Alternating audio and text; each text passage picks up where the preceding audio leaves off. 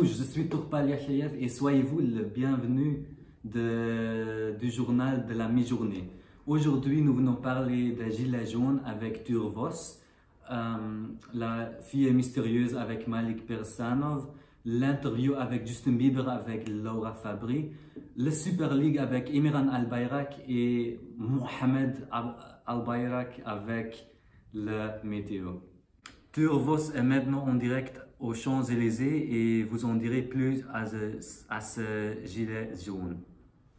Alors, comme vous savez, les gilets jaunes contestent la hausse des prix des carburants. Il y a de violence dans plusieurs quartiers de la capitale. En effet, les forces de l'ordre sont attaquées, les commerces sont pillés. De plus, les passants et les journalistes sont menacés, véhicules et restaurants sont incendiés. Par conséquent, il y a 110 blessés et 260 arrestations. Pour contrôler le chaos, 4600 policiers sont mobilisés. La situation reste donc précaire. Et maintenant, l'histoire de la Syrienne qui pourrait être renvoyée. Malik nous en dit plus. Merci.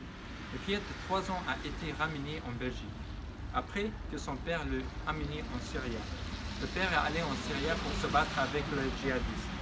C'est un père radicalisé et dangereux qui a souvent répété qu'il ne voulait pas que sa fille grandisse dans une terre de criminels, dit Hajar, la mère de la petite fille qui a disparu il y a 2 ans. Le parent était divorcé et le père décidait d'emmener la fille avec lui sans la conscience de la mère. Après la mort du père, l'enfant a été pris en charge par les djihadistes. Ils lui ont donné à manger et à boire. Mais au bout du moment, Yasmine est rentrée chez elle. Le gouvernement belge a trouvé la fille à la frontière et Yasmine a retrouvé son chemin. Elle est enfin réunie avec sa mère et son frère et mené une belle vie.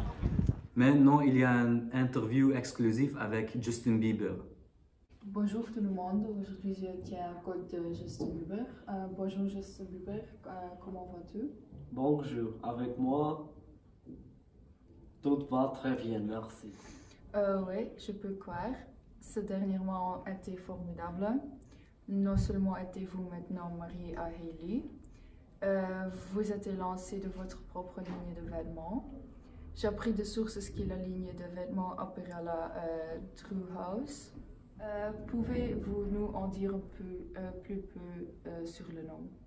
Bien sûr, Drew est mon deuxième nom, dans le nom Drew House. Le logo de la ligne est smiley jaune. Y a-t-il autre chose qui vous dire sur la ligne de vêtements? Je ne peux pas donner plus d'informations pour l'instant, mais assurez-vous de suivre mon compte Instagram si vous voulez rester sur le dessus. Merci pour l'interview et toujours bonne chance.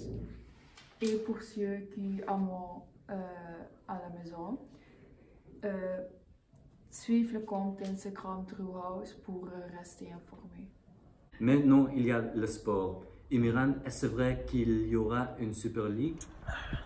Parmi les révélations des Football League dévoilées vendredi par le site français Mediapart, aidé par les médias internationaux, se trouvent les plans pour la création de la Super League.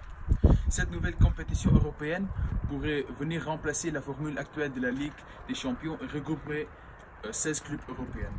La Super League pourrait même pousser certaines formations à quitter leur championnat respectif.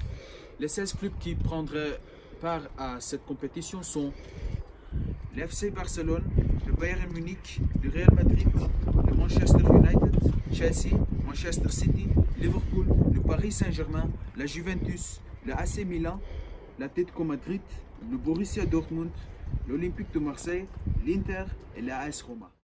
Pour les plus petits clubs comme le Belge par exemple, cette nouvelle Super League serait une bien mauvaise affaire sur le plan financier et sportif. En effet, les 16 clubs pourraient opter pour une salary cap et des revenus équilibrés, à l'instar de ce qu'il se fait dans les sports nord-américains par exemple. Le Bayern Munich, à l'intermédiaire de son président, a réagi. Nous n'avons pas participé aux négociations et nous ne savons pas pourquoi nous sommes cités. Tant que je dirige ce club, nous resterons en Bundesliga et nous continuerons à participer aux compétitions de l'UEFA. Maintenant, nous allons parler de... oui attends. Ok. La Belgique a des problèmes. Je donne la parole à Loïc Duchâteau qui vous en dira plus à ce sujet. Merci. À la une d'aujourd'hui, il y a quelque chose de remarquable. Quelque chose de bizarre a été découvert grâce à des informations divulguées. Ainsi, le gouvernement belge a versé 3 000 € pendant 4 ans à chaque immigrant qui épouse un autochtone. Il est apparu à travers un groupe d'hackers. Les hackers ont piraté les documents du gouvernement et puis ont divulgué les à la presse. Apparemment, le groupe s'était d'abord adressé au gouvernement. Ils leur ont dit qu'ils voulaient de l'argent en silence, mais le gouvernement n'a pas répondu et c'est pourquoi le groupe a divulgué les informations. Cela peut avoir de graves conséquences pour la Belgique. Selon certaines rumeurs, la Belgique recevra une pénalité de 10 millions d'euros. Aussi, la Belgique peut être chassée de l'UE. King Philippe veut éviter une telle chose et a donc prévu une conférence de presse pour expliquer le problème. La conférence de presse commencera dans 3 heures. Merci. Et finalement, il y a le météo. Et Mohamed, allons-nous voir le soleil briller aujourd'hui? Enfin, la météo pour la semaine prochaine. Lundi, le ciel sera nuageux avec des averses et des orages. Mardi, il va pleuvoir. Mercredi, il y a des éclaircies.